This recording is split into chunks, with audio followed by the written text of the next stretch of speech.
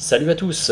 Ce 20 juillet 2020 restera pour moi une date très importante car j'ai décidé, après quelques années de bons et loyaux services, de quitter l'UPR, donc l'Union Populaire Républicaine, le parti de François Asselineau. Car même si ce monsieur m'a appris énormément de choses et ouvert, il faut dire, ma conscience politique et plus encore, aujourd'hui il est visé par 2 plaintes pour harcèlement, dont du harcèlement sexuel. Alors là, vous allez me dire, et effectivement, c'est ce que je pensais à l'origine, oui, mais tu sais, dans un parti politique, il y a des tentatives de putsch, donc des manœuvres, etc. C'est pas forcément la vérité.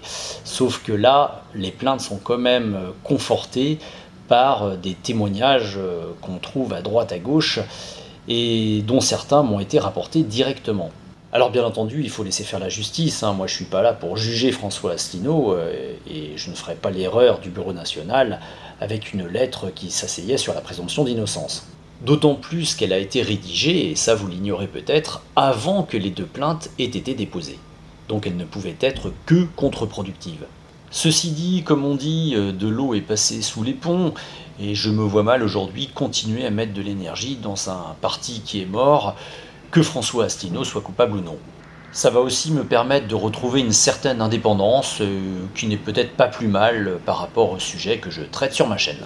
Mais passons à l'essentiel. Je vais vous lire le témoignage laissé il y a quelques jours sur Facebook par quelqu'un que je connais un petit peu à l'UPR et qui est assez édifiant. Bonjour, je m'appelle Farid et je suis militant à l'UPR depuis 2016. Comme beaucoup, j'ai collé des affiches pendant les élections, j'ai tracté et j'ai œuvré à faire connaître l'UPR au plus grand nombre. Le 23 décembre 2018, j'ai partagé une vidéo sur Facebook du Média Brut qui interrogeait Zaman. Cette vidéo a été partagée et vue des milliers de fois, et le buzz était tel que Zaman est entré en contact avec moi afin de me proposer d'intégrer UPR TV. En tant qu'adhérent et militant convaincu, j'ai alors rencontré Fabien, qualité, technicien UPR TV, travailleur indépendant, et j'ai accepté d'apporter mon concours sur la chaîne en tant que présentateur bénévole. En travaillant avec les équipes UPR TV, j'avais eu vent de l'affaire Yavar, que je ne connaissais que via Facebook, mais avec qui je conversais. Yavar se plaignait sur Facebook de harcèlement sexuel de la part de François Asselineau. Fabien répétait à qui voulait l'entendre, Yavar est fou, drogué et agressif. Bizarrement, j'entendais ce même discours de la bouche d'autres militants et même de la bouche de Romain, qui n'était pas encore salarié de l'UPR. Romain, que je surnommais à l'époque le colleur fou tellement il collait des affiches, d'où Romain est originaire et ses alentours étaient tapissés d'affiches de l'UPR, et Romain était un militant très investi pour la cause du parti.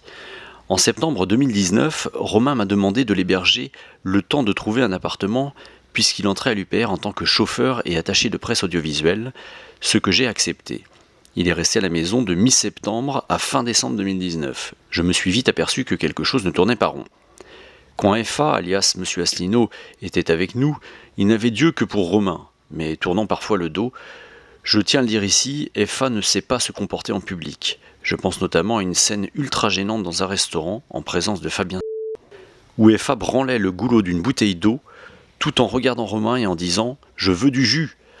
Romain, tout comme moi, était gêné, et dans mon souvenir, Romain lui demandait d'arrêter sur un ton ferme car FA insistait.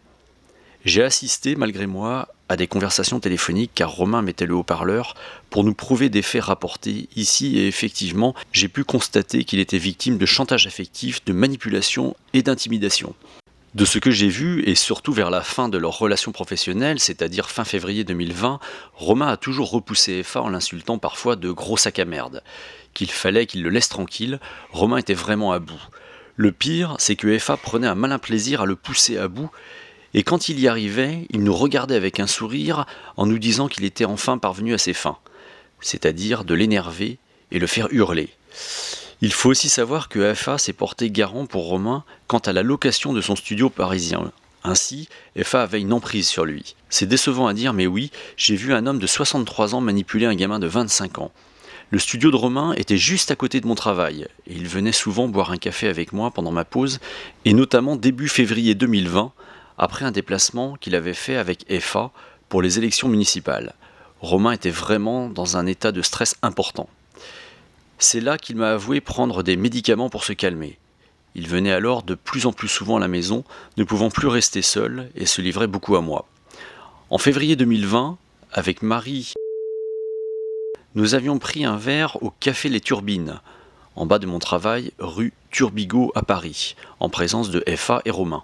Nous parlions alors de l'affaire Griveaux et en rigolant, Marie a dit à FA « Concernant Griveaux, et si on parlait de vos affaires ?» Oui, car je sais, et vous savez que je sais, que les journalistes et politiques savent aussi, donc dois-je continuer de me battre pour 2022 quand on sait qu'une bombe vous pend au nez ? FA a utilisé une technique bien connue de Mélenchon, celle de l'esclandre. Il s'est mis à hurler en se défendant de ce que Marie lui reprochait, c'est-à-dire de harceler ses collaborateurs. Oui, si on écoute les rumeurs, je couche avec Zaman, Tennessee, Fabien, etc.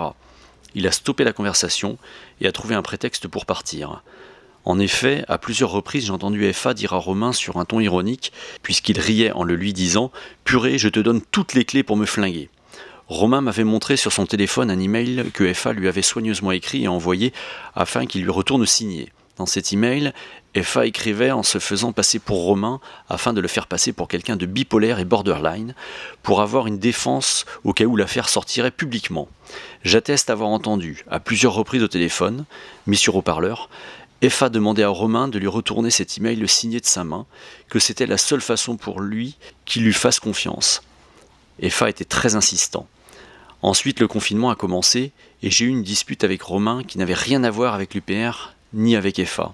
Pendant un mois, nous nous sommes évités sans explication. C'est à ce moment-là, vers le 20 mars, que FA m'a téléphoné et m'a clairement dit que Romain racontait un tas d'horreurs sur moi, et ce depuis des mois.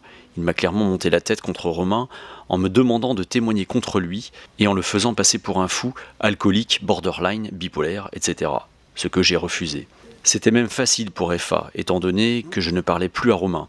Je me suis mis alors à douter de Romain, mais comment douter quand on a assisté à toute cette mascarade et à la pression que FA exerçait sur Romain ? Oui, cette affaire est partie trop loin. Je vois aujourd'hui FA, Fabien, Benjamin, etc. essayer de faire passer Romain pour un fou, et je ne peux que me rappeler de l'affaire Yavard, car ils ont fait pareil avec lui. Je me suis désolidarisé publiquement de FA et me range du côté du BN. Par la présente, j'atteste sur l'honneur des faits rapportés et je me tiens disponible pour la justice. Voici mon témoignage, car il faut que des adhérents connaissent la vérité avant de voter.